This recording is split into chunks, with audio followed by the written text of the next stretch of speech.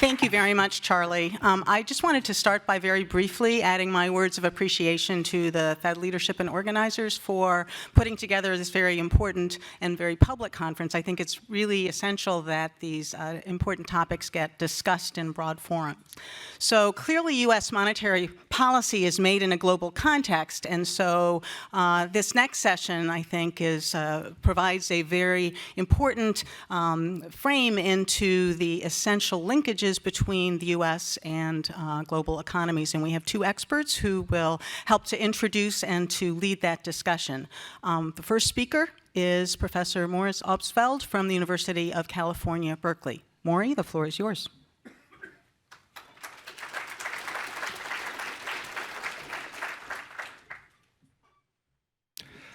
Thanks, Susan. I'm not going to repeat all the words of appreciation that have already been expressed for being invited and also for hosting this event, which I agree is an incredibly important thing for the Fed to be doing.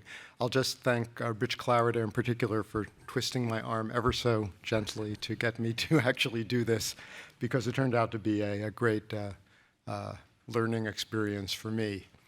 So, you know, in an open economy, there's no question from a theoretical point of view that the Fed can control the price level over the long term. I think the way to pose the issue, though, is, you know, what are the policy trade-offs it faces in meeting that inflation mandate? And I think it's arguable that they're much more complicated and possibly, in some respects, less favorable in an open economy. I want to focus on three channels here for international influences to impinge on the Fed's policy problem. And you know, I should say at the outset, there's a lot more that you could do with this and that people in this room have done, but I had to draw the line somewhere, so I drew it at the things that I found most compelling. One is global influences on domestic inflation, which is a hot topic. The second is global financial markets and asset returns. And the third, which is a little less conventional, but I think is important to put in front of this group, is spillbacks from the impact of US monetary policy on other economies abroad. I'll give some tentative conclusions on the price and wage Phillips curves, the natural rate R star, and the US current account, and how I feel they fit together, also with other financial conditions. And finally, on the uniquely influential role of US monetary policy. I have to say that I would have liked the paper to be more rigorous.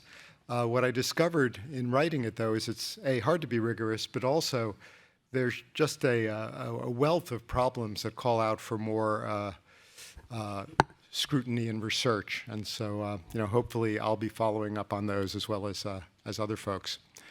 To set the stage, I want to just talk about U.S. Data on the role of the U.S. in the global economy. You know, one obvious thing to look at is just the sheer size of the U.S. as a share of the global economy.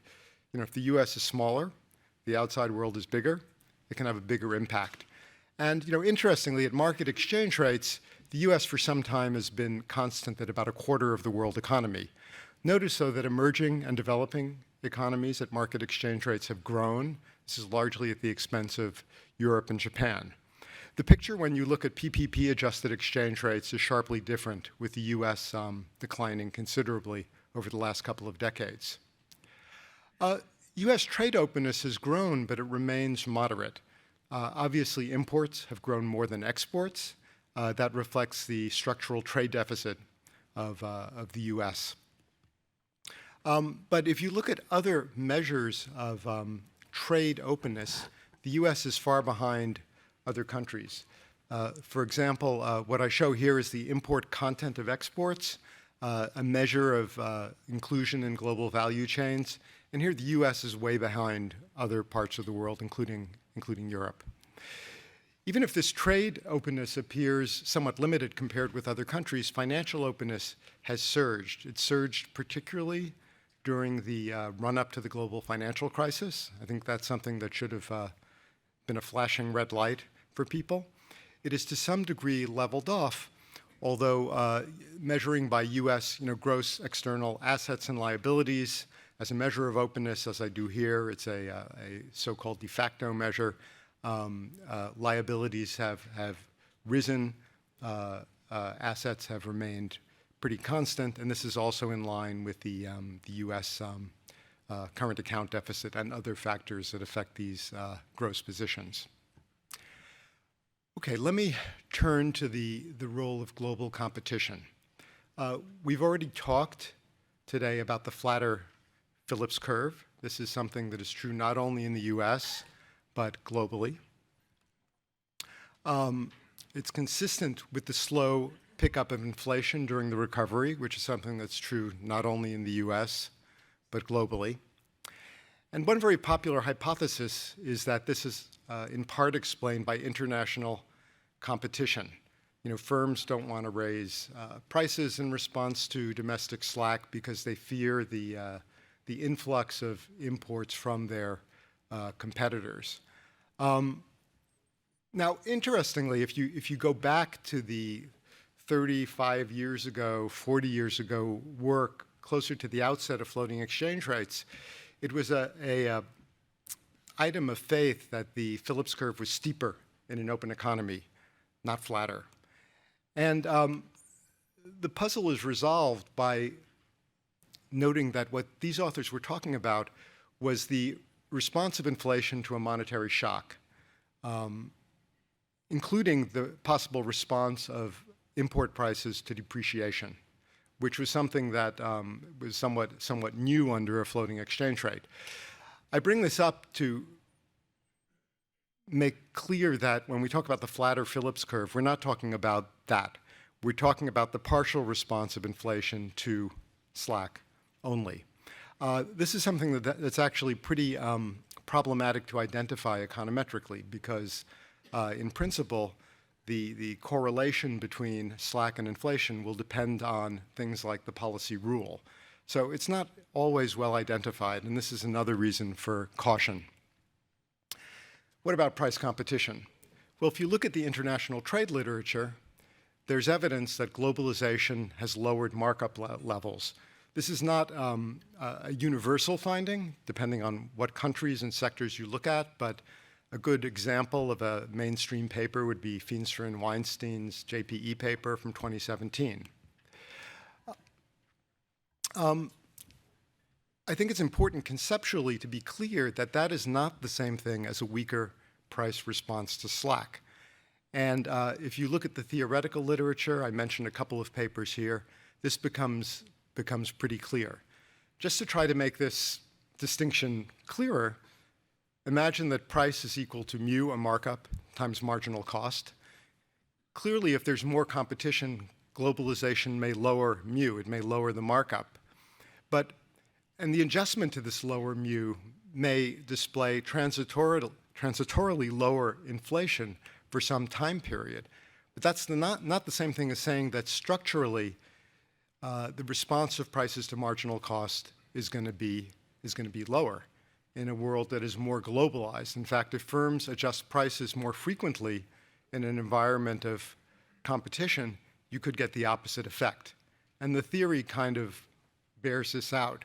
So this leads me to be a little bit skeptical of the idea that what is behind the flatter Phillips curve in all these economies is globalization, even though all these economies have undergone globalization. There is a level effect, clearly, but also the effect on the slope of the Phillips curve may be different. For the US especially, the more limited nature of its real integration with the global economy also gives me some pause. The wage Phillips curve, as a number of folks have noted, is not as flat as the price Phillips curve, and evidence shows that it has not become notably flatter as a result of globalization or over the period in which globalization has grown, even though you can make the case, again, that there's a level effect. There have been big structural changes in the world economy. The events of the late 1980s, early 1990s probably doubled the world's labor force. at the time. So clearly there have been events that have depressed the bargaining power of labor. It's not the same as saying that the response of wages to slack is necessarily lower.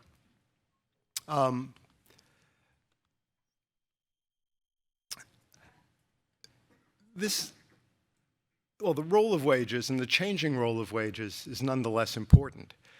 The other way in which foreign factors can be important is through prices. Dollar import prices directly affect the prices that consumers pay, the prices of firms' intermediate imports.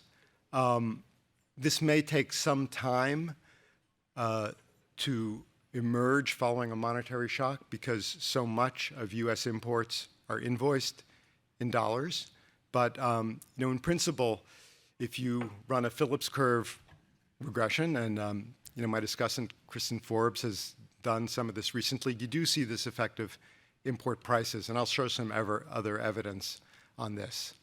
The role of imports in production and consumption have risen over time for the US, so potentially this is a channel for globalization to complicate monetary policy, although once again it does not undermine the ability of the Fed to control the price level ultimately. To throw some light on this, I didn't want to go the route of estimating Phillips curve because of my structural reservations that I mentioned later. But it seemed to me that you could look in a less structural way at some of the correlates of consumer price inflation in terms of wage growth, the price of producer imports, the price of consumer imports, productivity growth, G, and a catch-all term, which could be a markup, it could be non-labor costs, whatever is not included in the actual regression. And I found the results of the exercise to be quite interesting and also consistent with some other evidence. Just looking at an ordinary least squares regression, I hope you can see these numbers somewhere. I'm finding it hard to see them from here. But luckily I remember what they show. I would just focus on the first column versus the last two columns. So these are, the first column shows results over 64 to 2018. The last two look at two more recent periods. And the big takeaway from this, to my mind, is that the role of wages in explaining consumer price inflation has fallen a lot over time. The role of productivity has fallen a bit over time, but the changing effect of wages is really striking to me. And to the extent that other components of inflation are less responsive to slack than are wages, this could be some part of the Phillips curve puzzle. Now, doing this second set of regressions tries to break import prices into producer prices and consumer prices, and again, you find very, very consistent results. These results are robust to the wage measure you use. Import price growth here is consistently important and pretty constant over time. As I said, wages have a declining impact. This is very consistent with a number of papers that I cite, some by Federal Reserve economists. And this may be one channel through which globalization has mattered. If over time the forces of globalization have helped promote the decline in labor share that we see in some advanced economies, this could have something to do with the structural change. But this is different from the idea of global competition reducing the role of slack and marginal cost in driving price changes. One area that's been looked at a lot in the literature is the role of global slack. This, I think, is a question mark. I note that inflation in many economies is low now, despite many of these same economies having returned closer to potential. So I don't think this is an explanation for what we're seeing today. The next area I want to get into is our star.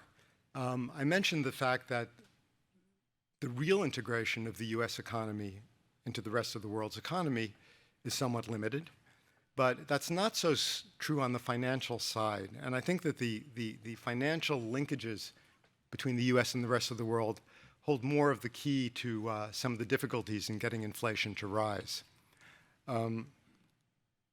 This picture indicates the coherence of long-term real interest rates on one measure of those rates. And the point I want to make is that determining R star has got to be done in an explicitly global context in a world of integrated capital markets. Now, most of our R star estimates do it on a country-by-country basis. The resulting R stars tend to move together, but that's because the underlying data tend to move together.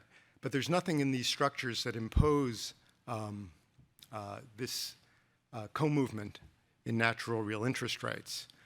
Now, returning to a very old framework, and this is the one used by Metzler in the 60s and also by Ben Bernanke in his Global Saving Glut paper, it's obvious that in a world of two regions, home and foreign, where saving and investment respond to interest rates, there will be the possibility of current account surpluses and deficits. In these diagrams, the so-called autarky rate is the one that prevails in the hypothetical closed economy case. The principle of comparative advantage says that the equilibrium world rate will reside between the autarky rates. The country with a high autarky rate will run a deficit. That with a low autarky rate will run a surplus. And as in Ben's analysis, if foreign saving shifts outward, the global real interest rate falls, the home country runs a bigger deficit. Now, the reason I focus on these full employment interest rates, real interest rates, is that in principle, our star is the equilibrium interest rate at full employment. In the closed economy, it's the rate that sets saving equal to investment. In the open economy, that's not going to work. But this diagram tells you what does work. You can bring real exchange rates into the picture. These introduce a friction.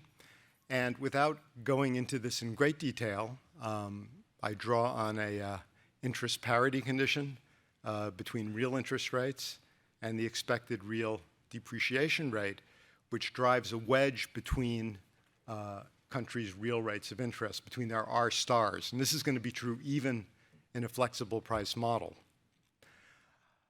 The experiment that I want to look at, contrasting with that of a rise in foreign saving, the global saving glut story, is a rise in domestic investment in the home country. What this does, just to get to the picture, is that it raises the world R star.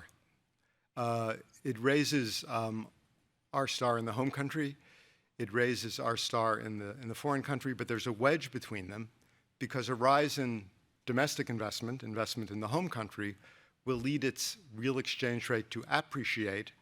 That's a fall in this Q, as I define it, as the price of relative price of foreign goods, but also open up an expected depreciation, which leaves the foreign R star below the home R star. And this picture shows how you can think about this. This real exchange rate effect dampens, but does not reverse the results. Now, I think one lesson of both of these diagrams is that you need to think about the current account if you're trying to figure out what's going on with R star. And the message from the current account is not unambiguous. In the paper, I discuss some of the events in the 2000s and how those might have been looked at to change the Fed's view of R star. But the point is that global influences are playing a big role in R star. This is, again, not news. It's in the Bernanke speech, but it's something to keep in mind. Now, other financial forces are also at work. This is true in a domestic setting, but I think even more so in a global setting, that R star may not be a sufficient statistic for setting monetary policy in a world of many risky assets. I think of this as a divine separability. You can look at R star and handle everything else with hypothetical macroprudential. but I don't think life is really that simple. The exchange rate may not help in this sort of a world because unlike in the Metzler picture I showed you, there are two-way flows, and these two-way flows matter. And if you have capital outflows into one class of assets and capital inflows back at an equal level into another class of assets, this is going to have real effects on financial markets. And the exchange rate may not move at all because these flows don't set up any ex-ante imbalance in the foreign exchange market. So this is something that's very important to watch. A great example, Bernanke and some Fed co-authors wrote a very nice paper in 2011 on the two-way flows into European banks from US money market funds back into US subprime that helped fuel the very accommodative conditions and the housing market crisis. You know, in general, overall financial condition indices and monetary policy can diverge. They diverge in open economies probably more easily. You know, one example of a foreign influence is the US dollar liquidity premium. This morning in the Stock et al. Paper, they distinguished between slope and level effects. And the financial conditions indices I show here go beyond simply long-term rates. They also include corporate spreads. They include effective exchange rates. But it's clear that in the Greenspan conundrum period, financial conditions as measured here did not respond much, even though the Fed was raising. In other words, you had level effects, not broadly construed slope effects. In the most recent tightening cycle, it took a while for financial conditions to reflect what the Fed has been doing. In fact, initially, for a period, they were loosening, actually. And part of this, I believe, is due to global factors. Final point I want to make is about the dollar's global role and how that might affect the way the Fed thinks about the transmission mechanism for its policies to the US economy. Now, there's a list here of ways in which the dollar is unique as a reserve currency, a vehicle currency, an invoicing currency, and a funding currency. And of course, these roles are not independent. Some nice work by Geeta Gopinath and former Governor Stein set out some of the interconnections very nicely. The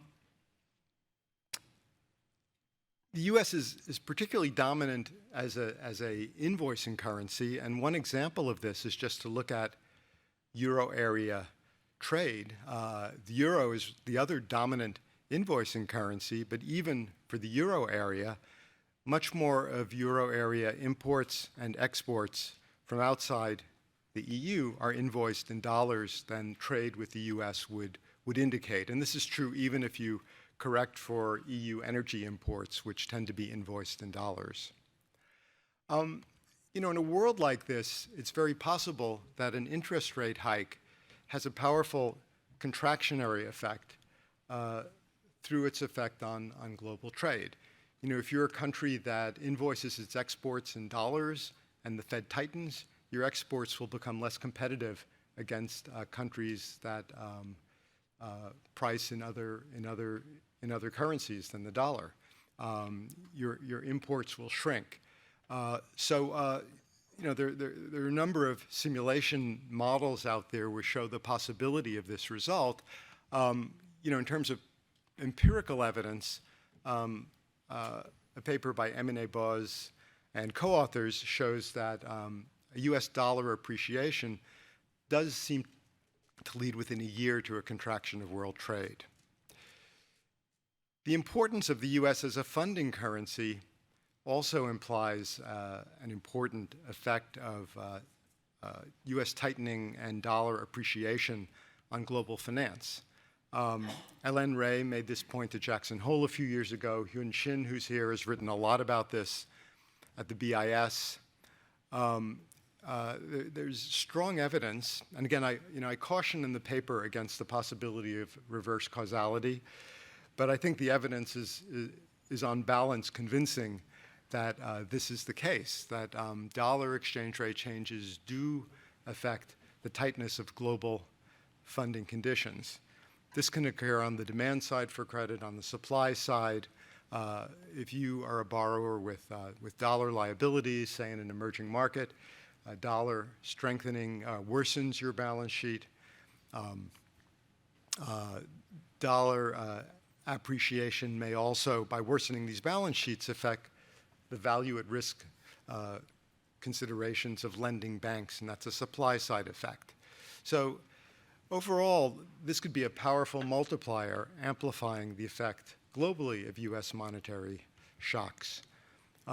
This picture is one example you could give that illustrates the dominance of US funding in international banking. The last point I want to make is one about the Fed's balance sheet. I'll make it very briefly. Given the preponderance of dollar funding, the Fed's potential role as a global lender of last resort is very critical. And how this would play out in a future international crisis, I think, is open to question given the way political winds have been blowing. So let me conclude, because I am at 0.00.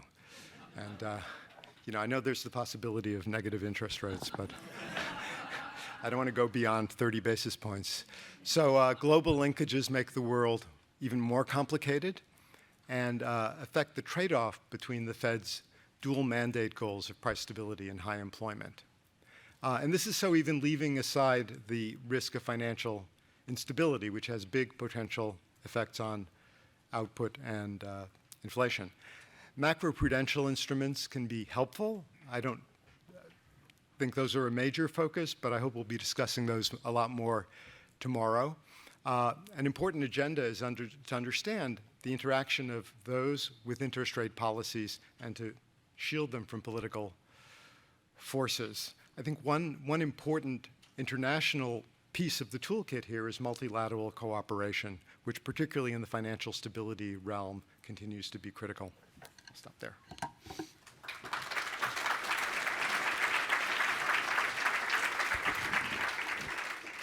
Thank you very much, Maury. The paper will be discussed by Professor Kristen Forbes from MIT's Sloan School.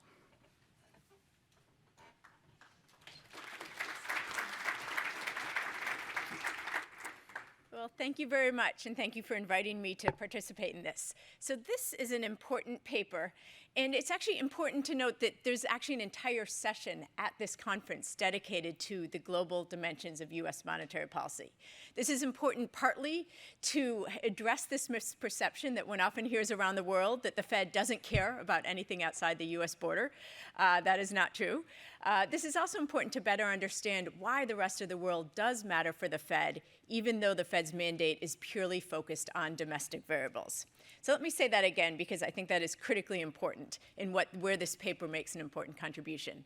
So the US Fed's mandate focuses on US variables, US employment, US price stability, and then Maury also in his introduction talks about US long-term interest rates and how that's related. A lot of discussion today and tomorrow about different ways of measuring employment, different weights to put on employment and price stability, potentially different targets for price stability, but the whole focus still it concludes that the focus for US monetary policy should be domestic US variables. There's no discussion of putting the rest of the world into this mandate. So these are the variables that matter for monetary policy and to decide how monetary policy is set. But what this paper does is then show how events in the rest of the world affect these variables, which are central to setting US monetary policy. And then the paper takes the additional step of talking a bit about how US monetary policy affects the global economy and how that can in turn spill back and affect these US variables that matter for monetary policy. So it sounds simple, it sounds pretty straightforward, until you try to then get into what makes up those purple and blue lines on this graph. And that's where it quickly becomes much more complex. There are many potential global linkages and potential global dimensions to US monetary policy, global variables that can affect the US variables central to setting monetary policy or potential spillback effects. So what Maury does is divides his paper to focus on three main global dimensions of US monetary policy. First, how global variables affect the US inflation process. Second, international financial linkages, international returns, asset values, and net worth, how that affects net worth. And then third, for spillbacks, he focuses on the role of the dollar, how US monetary policy, because of the important role of the dollar, can affect the world and in turn affect US variables. My main comments on this paper is not that Maury got anything wrong, but yet that he really is still missing out on a number of potentially important other global dimensions of US monetary policy. Just to name a few, I think there's a lot of exciting work going on in the role of global supply chains, potential changes in markups around the world. I think there's some exciting things going on in global commodity markets, through global capital flows, potential spillback effects through global financial stability that Maury touches on about as quickly in his paper as he did in his comments. But there's a lot else that is going on there. Now, to be fair, this is not a criticism of Maury's paper. His paper is already over 80 pages, so he's already gone above and beyond the call of duty. But if anything, the fact that in these 80 pages, he only touches on a small subset of the potential global dimensions of US monetary policy gets at how important this topic is. There are a lot of different ways the world could matter for monetary policy. A lot of exciting work being done there, and his paper really only scratches the surface. I think I finished reading this 80-plus pages thinking there is so much more work that needs to be done on these topics. So that will be a main theme of my comments. But before I get into what Maury doesn't do in his paper, let me start with what he does do.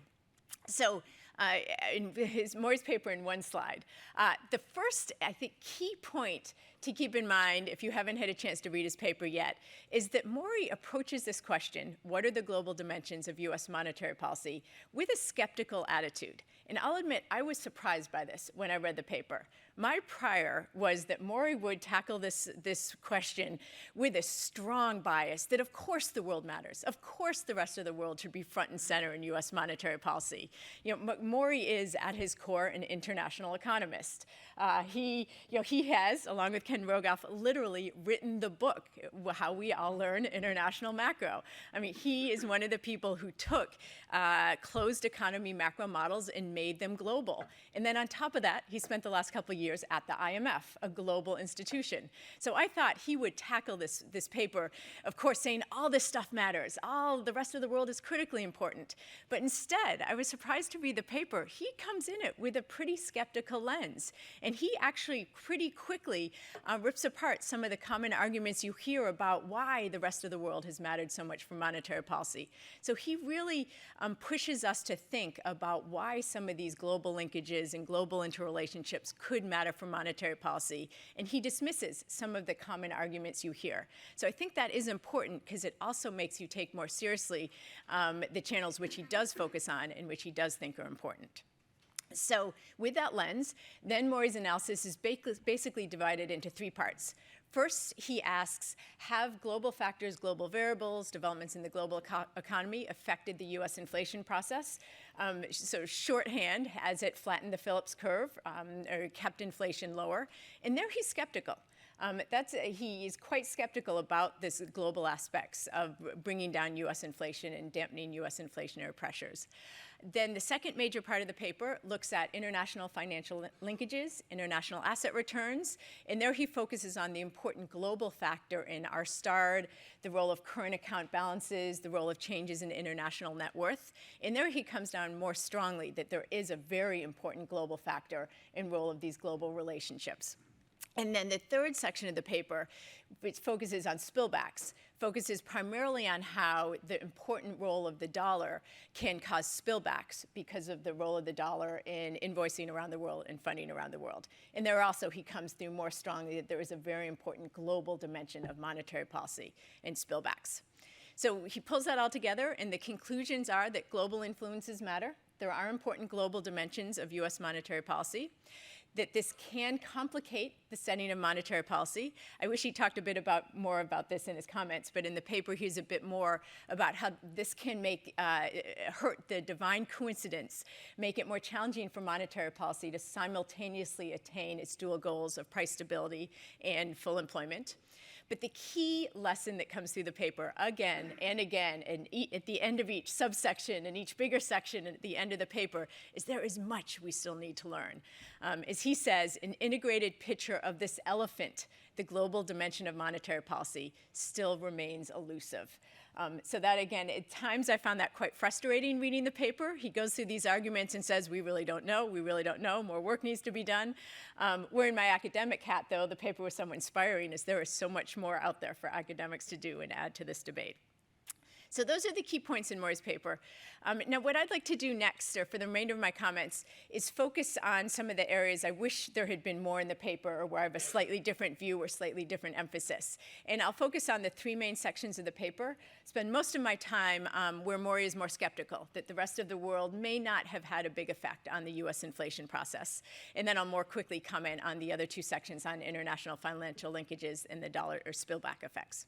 So first, the US inflation process. So Maury comes through somewhat skeptical on the role of global factors, global developments on US inflation. So what he basically does is he focuses on three main channels by which the rest of the world could affect US inflation: through global inflation, wage-setting behavior, and foreign prices, basically import prices, which feeds directly into prices, CPI prices. I think the most important contribution of this section of Maury's paper is he looks at these common assumptions we have about how globalization may have dampened inflation, lowered inflation, but he puts them through some very simple models and forces you to think about how these effects would work and really challenge some of the shorthand assumptions we make.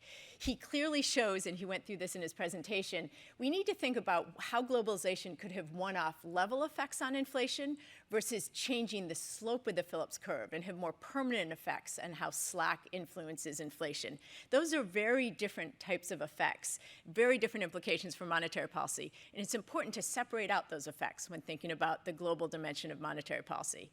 What he also clearly shows in this, again, pretty simple models is that globalization doesn't always mean less inflation. There are a number of scenarios where this could mean higher inflation or a steeper Phillips curve. So when you go through all this, very quickly you sort of throw up your hands and say the effects could go in any direction and work through all sorts of channels. You really need some empirical analysis to get at the bottom line of how these global factors are affecting the US inflation process. So Maury does some simple correlation analysis at the end. He's very modest. He doesn't try to claim too much, but to just try to get at a sense of which of these different magnitudes, which of these effects of these global variables have mattered in US inflation. And here is some evidence that there's been a declining role of domestic wages and labor productivity in inflation. It's some evidence of a flattening of a Phillips curve. Mixed evidence on whether the role of import prices has gone up, although his most recent regression suggests the role probably has gone up. But the big issue that you're left hanging with is there's a big unexplained residual. There are some changes in the process. Could be globalization, but it could be a number of other factors. And Maury really doesn't try to make any claims. But you get the sense he doesn't believe that global factors or globalization has played a big role.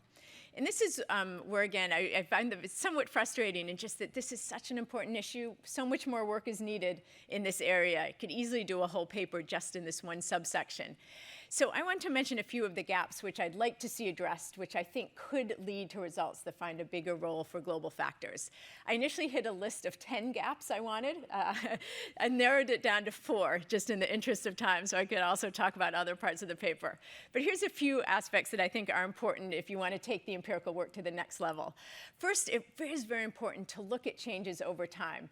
Some of the main regressions Maury talks about start in 1960s. There have been major changes in the global economy since then, and a number of those changes have probably changed the inflation process. So you really do need to look at subsets in different periods.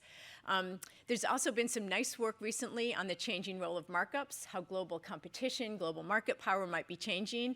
Some nice papers at the Jackson Hole Symposium last summer. I think there's some important things going on there, and that's what these papers suggest. That should be worked into this analysis. There's also some nice work on a changing role of exchange rates around the world. We got at some of this in the first session today on how some of the unconventional forms of monetary policy could work primarily through shifting exchange rates. There's also some nice academic work that shows that when you get exchange rate movements because of changes in monetary policy, you can get bigger pass-through effects, bigger inflationary effects. There's some work showing that certain types of global shocks can have smaller pass-through effects. So if you get different shocks affecting exchange rates, you can get very different effects of changes in the global economy on the inflation process. So that's something I haven't seen anyone really work through that I think could be an important addition to this type of analysis. And then finally, I think there's something going on in commodity markets where commodity prices are having a different role on the inflation process. There's a few papers that are hinting at some of this going on, but no one's yet really merged it into this type of analysis. Let me just show you one graph that suggests there's more going on there that should be part of this discussion. So this is some numbers I put together for a paper I'm doing for Brookings for this September. What it does is data on 30 advanced economies, 4 different measures of inflation: producer price inflation in yellow, CPI inflation in red, core CPI in purple, and wage inflation for a smaller subset of countries in blue. And then it takes out the shared global principal component of each of these 4 measures of inflation and graphs how it's changed over time. And you see something pretty striking there. High shared global component of producer price inflation, no surprise. Lower shared global component of core CPI and wage inflation. But there's a sharp increase in the shared global co-movement in CPI inflation. And that's quite different than what you're seeing in core CPI. So why? Why is this opened up? Part of the story's got to be in commodity markets, food and energy prices. Could be more volatility in these markets. Could be these markets reflect changes in global demand from China, so it's coming through that way. There are a lot of potential explanations. I don't know the answer, but I think there is something going on there because so much of CPI movements are now shared globally and much more than in the past. So the bottom line of all this, I could go on with a long list of other ways that global variables could affect domestic inflation, but I think the key lesson to take from all this is we do need to, people estimating even very simple models, do need to start paying more attention to global variables and changes in the global economy when you estimate inflation. In the past, people who cared about the global economy would do that by putting in one variable when you estimated, say, simple Phillips curve models or simple regressions predicting inflation. You'd put in one variable for import prices and assume that captured all of these global influences that Maury talked about and that I talked about. But I think it's increasingly important to better isolate these different global factors and how they affect the inflation process. Maury's model goes through why. Some of these different changes in the global economy, which are going on in commodity markets, exchange rate effects, foreign output gaps, global supply chains, global competition, we're having very different effects. Some are level effects. Some are shifting the shape of relationships. Some of these are moving in different directions and could counteract each other. You can't get all this in one catch-all variable. And just as further evidence of that, let me just show you one simple, again, a very simple sort of correlation. A simple estimate of a Phillips curve model with all the usual caveats that this is very hard to estimate. So I'm going to estimate now for about 40 countries, advanced economies, some of the big emerging markets, the relationship between inflation and your standard Phillips curve variables, inflation expectations, lagged inflation, and a domestic output gap. And then I'm going to estimate the same model, but add more complete controls for global variables. Changes in exchange rates, a foreign output gap, oil prices, commodity prices, and a measure to capture global competition.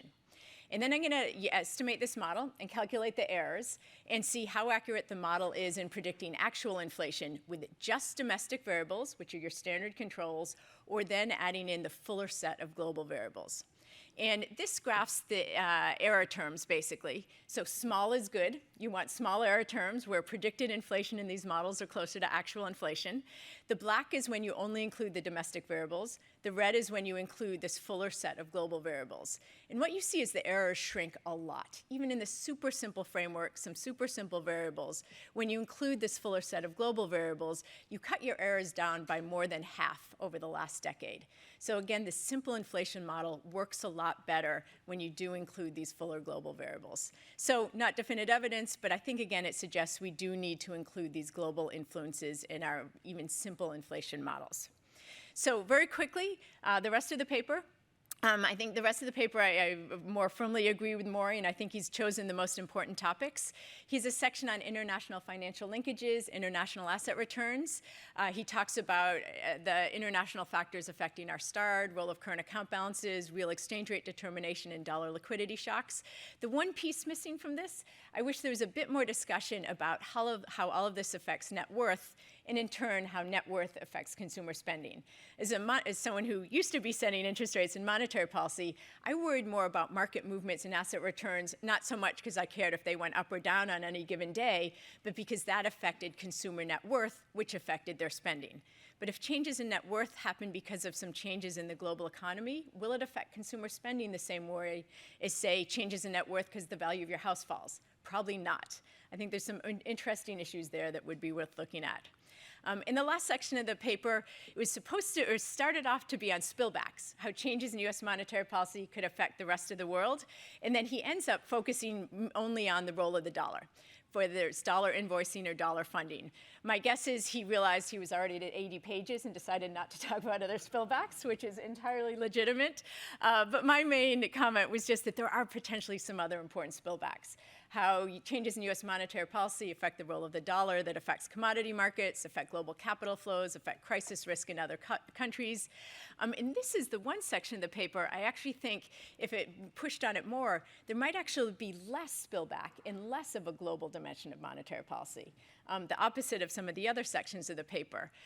There's recently been a lot of evidence that global capital flows have contracted substantially, especially through banks. That was an important channel for spillback effects of US monetary policy. So as global banking flows have contracted substantially, does that mean there could be less effect of changes in US monetary policy in terms of causing sudden stops and sudden surges in capital flows and the concurrent crisis risk?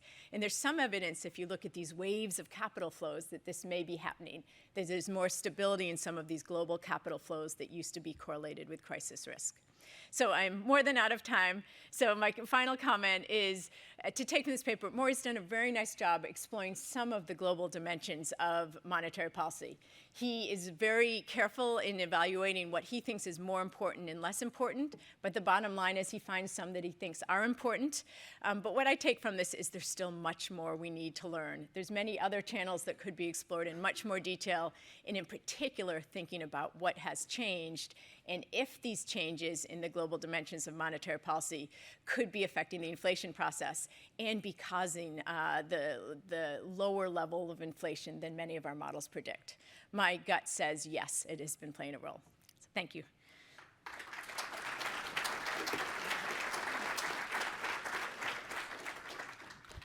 Great. Thank you very much, Kristen. We have many, many issues that are on the table. Before opening things up to the audience, I wanted to invite Maury to respond to Kristen's comments. Okay. Let me first thank Kristen for putting up with this very, very long paper and doing a very nice job of summarizing and critiquing it. And I think all of her points are fair, and I think we totally agree that at some level there are more questions raised than are answered, and I think that reflects the state of the field, but that's also great for researchers because it gives us a lot to do. Let me just make 3 brief points, things I probably should have said more clearly. On the issue of slack and low inflation and why inflation has been hard to elevate, recently. I guess the way what I should have said, more definitively is that I think more important than these issues of global competition, which people have raised, particularly in the press, is the importation of low R-star in a global process. The fact that throughout the world, growth is lower. This has had an effect. This has made monetary policy much more complicated.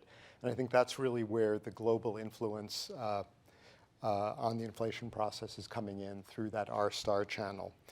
On my simple correlations, surprisingly, those have not R stars but R squareds that are upwards of 80 or 90%. There are residuals there, and those residuals would reflect the cost of capital, which is globally determined in some sense. markups where globalization will play a role. I think the whole issue of markups is very fascinating because we have this trade evidence about markups shrinking, but we also have other evidence of rising markups. And I should have referenced the Jackson Hole paper, but I will in the next version. But I think this whole area of trade and I/O work is very much related to thinking about the Phillips curve and the inflation process, and that's a synthesis that we need to make more fully. On the exchange rate, the effect of foreign prices is going to be intermediated through the exchange rate, and I have to believe that over the long run, the exchange rate will respond to monetary shocks fully. So at some level, it's important to understand how and over what time frame the exchange rate is intermediating these shocks from foreign commodity or other goods prices, and that's really related to the pass-through literature which you've written on. So again, this is an area where we need to think more broadly, not to understand whether inflation can be controlled, but over what time horizon and what the trade-offs are. Great, thank you. The floor is open. So let me start with Ken Rogoff over there. And again, please, if everybody would just briefly introduce themselves first. Hi, Ken Rogoff, Harvard University. Great paper, great discussion. I just wanted to make 2 points. First, as far as the role of the dollar on top of all the statistics that Maury presented, I think a striking one is how many countries have moved towards stabilizing their exchange rate, maybe not fixing it, but substantially stabilizing it relative to the dollar. Of course, Asia, the former Soviet Union, countries in Latin America, and by many measures, the dollar is more important than in the 50s when you were supposed to be fixing against the dollar. It's made the Federal Reserve incredibly important for reasons Maury discussed. Tying back to this morning's discussion, a point that Raghu Rajan, John Taylor have made in various papers is that when we live in this world of alternative monetary instruments or whatever you want to call it, we already had trouble understanding the international transmission of monetary policy before, when it was just the interest rates. You can see from this morning's discussion, we don't even quite know how our alternative monetary policy instruments affect us, much less the transmission abroad. And I think this has been quite a complicating factor in international policy relations. That's also something to think about in the Fed's policy framework, which even though we're king of the hill, probably for a long time to come, is still important in our relations and discussions with other countries whose monetary policies do affect us. Thank you. So I'll take 2 more comments. So first, and then one over here. Thanks. Hi, Beth Ann Wilson from the Federal Reserve Board. Maury, thank you very much. Coming from the International Finance Division, it was gratifying to see you lay out a lot of international interactions with the variables that we care about for monetary policy. You laid out 3 channels, and obviously there are more, which affect basically the macroeconomic environment and the transmission. The purpose of this conference is to look at our strategies, our tools, and our communication. How do you see these channels and the broader international interactions between the U.S. And abroad affect the strategies, the tools, and the communication? Or do you think that it's just complicating our standard traditional monetary policy? Thanks. I'm Joe Gagnon at Peterson Institute for International Economics. I guess my question is maybe somewhat related to the previous 2, but in 2010, when we had the second round of quantitative easing, a number of foreign officials complained of currency wars, and they complained about how U.S. monetary policy was affecting their currencies. Although at the same time, these countries, even before then, had themselves been doing large asset purchases in the form of foreign exchange reserves, which you mentioned, which leads me to one question with 3 parts. Do you think, either Maury or Kirsten, that operations on long-term interest rates in the U.S. have qualitatively different effects than short-term in terms of international spillovers? For example, we know monetary policy increases both foreign demand through the exchange rate and domestic demand through interest rates. Does it matter for that split whether you do it in the Fed funds rate or in long-term interest rates through QE or forward guidance? Two, do you think that countries that do monetary policy through foreign assets, like Switzerland, which is 100% operates monetary policy in foreign currencies, does that make a difference? Does that change that split between domestic demand and foreign demand, and is that important? And then finally, third, there's been some discussion within the G7 and G20 about what are the appropriate limits when you should do QE or not, or when you should do foreign currency intervention or not. Do you think these are holding up well? And it does seem that QE has gone forward and foreign currency intervention has diminished. Will that continue? Will there be some tendency to try to do more on the foreign currency side in the next recession? So lots of questions back. So let me turn back to our speakers, and then we'll do another round in a few minutes.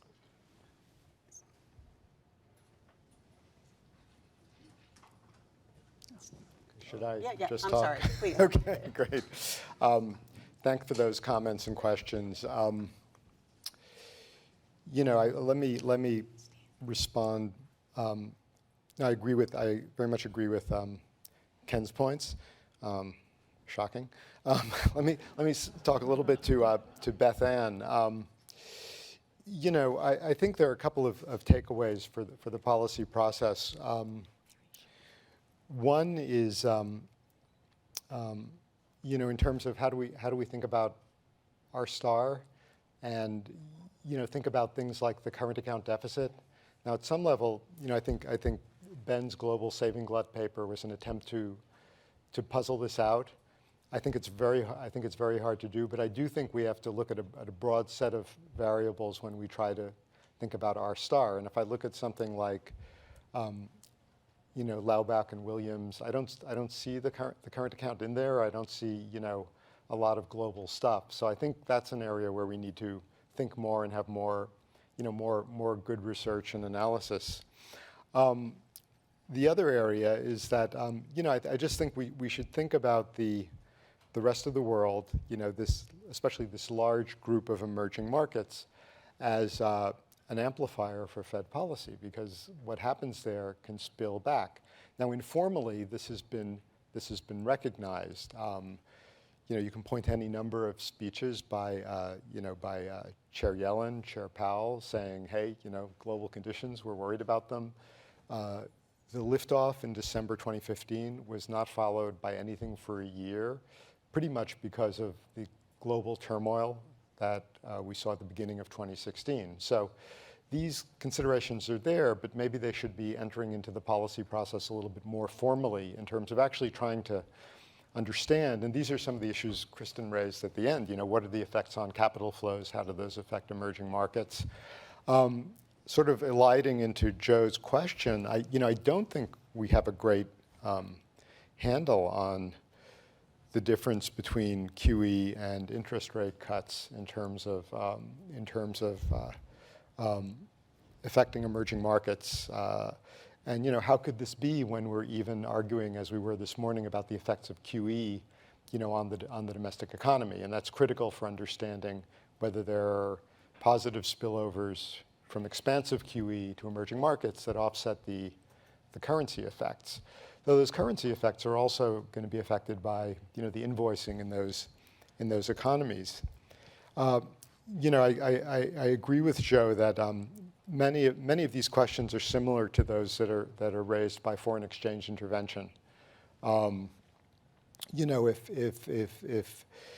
the U.S. can have an effect on its economy by buying a lot of treasuries, at the long end, could not the European Central Bank have a big effect on the U.S. economy by buying a lot of U.S. treasuries at the long end, right?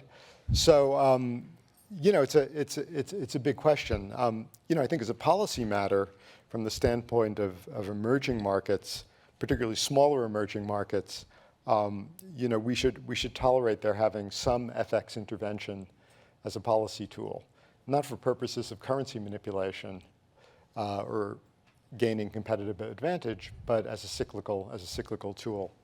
That was partially addressed to you, that last question also. So, So I can jump in. So I think the communication strategy, what I took from going through this exercise was the rest of the world matters, but the strategy the Fed currently follows seems to still make sense. It's still the rest of the world matters because it affects US variables or the risks to the US outlook or risks to the forecast, and just keeping with that strategy of talking about it that way.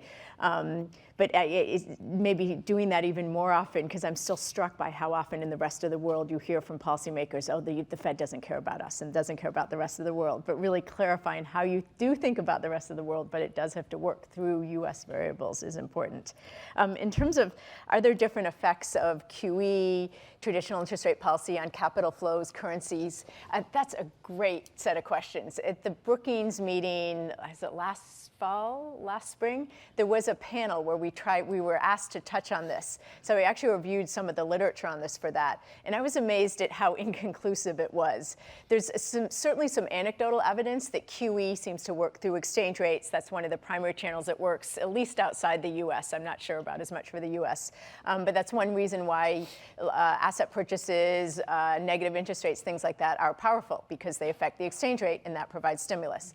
But when you then adjust for the size of those policy changes compared to a relative size in, say, interest rates, so you're actually comparing apples to apples, it's not so clear that there's a different effect on the exchange rate than if you made a comparable change in interest rates for that amount of easing. So I think it's very much an open question, and the analysis so far has been pretty mixed. But it does raise some important issues if a primary channel where QE works is through exchange rate movements, and then that in turn has more spillover effects around the world. Yeah, that's an important global dimension that has to be part of this discussion. Great, thank you. Please, Stan. Thanks. Do you hold this or do I? Thanks. This was really interesting, and I want to try and bring a few things together. Maury, you're a student of Rudy's, and Rudy would have found this a very complicated lecture with too many variables in it. So if you had him here, and of course we're all sorry we don't, you would have had from Rudy some explanation of what really matters in this whole story, because there are a lot of variables floating around in the story that's being told. I try to explain to students why, when the United States produced 50% of GDP, it was the most important country in the global economy, and when it produced only 23% of GDP, it was the most important country in the global economy.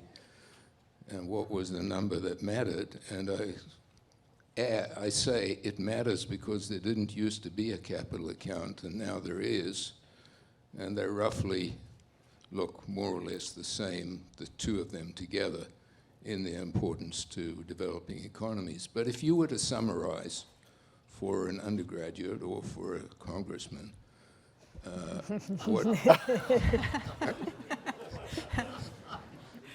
excuse me.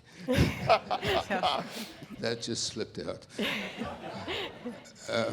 If you were to do that, and you were allowed to choose one variable for each side, the good side and the financial side, what would you focus on? so wait, And so right next, we'll take maybe two more questions. And then I'm going to ask folks to be brief so that we can get as many people in as possible. Go ahead. I'll be Yes, brief. please. David Endelfetto, St. Louis Fed.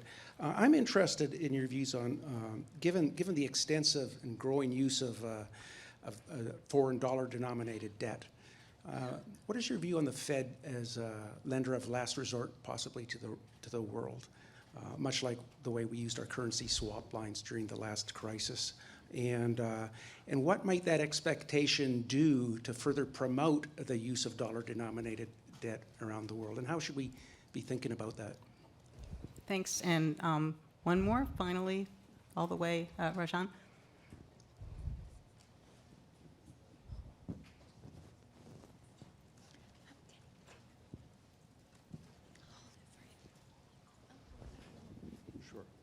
Raghu Rajan, Chicago booth.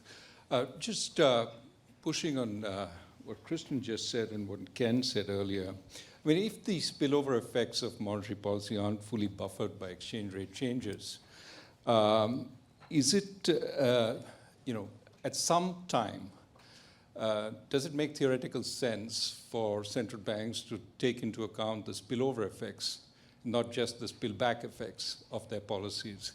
Is it just the fact that it's not politically sensible today and the US is still king of the hill for us to ignore this at this point? Will there be a time when it sort of makes sense globally for the mandate to be more than a domestic mandate? So back to our authors and discussant. Yes, well, Stan, like Rudy, was my professor at MIT, and he set a very tough exam question for me, which is to pick the most important trade and financial variable. If I were trying, I think the answer is it depends, which is a cop-out. But I might make the point about the U.S.'s trade integration being more limited than its financial integration, and this is very much in the spirit of what you're saying about the capital account. So if I showed them exports, imports relative to GDP compared to the some measure of either assets and liabilities, which I showed, or the footprint of dollar transactions in the global financial system, I think one of those would be a good way of indicating where the U.S. really gets its clout from. And I think the depth of U.S. financial markets and the prevalence of the dollar in many realms are really what make the difference. On the dollar's role and the Fed's potential role as a global lender of last resort, you've raised the moral hazard question. I actually, I don't know how you would address this empirically, but I don't think a lot of actors out there are saying, well, I'm not sure that the Fed will act as a lender of last resort, and so I'm going to invoice in euros or something else. I just think the dollar is the global currency par excellence. It's what everybody uses. There are very strong network effects, and the Fed may want to maintain a posture of constructive ambiguity for a number of reasons, but I think if the crunch comes and the Fed is not there, it's going to be problematic. And at some level, what happens with the swap lines is that the task of dealing with moral hazard is subcontracted out to the central banks of the respective countries. And the message is that if you guys don't have your house in order, we're definitely not going to come in and help you with dollars. Now, there's a more permanent and transparent relationship with the big central banks, and there's a lot of cooperation within the Basel Committee, within the FSB, and a sense of somewhat of a shared agenda. So I think that would be my answer, that the Fed needs to have close collaboration with foreign central banks to ensure that when a crisis arises, these sorts of issues can be dealt with. I guess that in a backhanded way leads me to Raghu's point. It's a challenge. Ideally, in a world with an omniscient planner, we would have coordination and lump sum transfers, and that's just not the way the world works. Central banks have domestic mandates. They want them to be simple so they can be explained, so they can maintain accountability.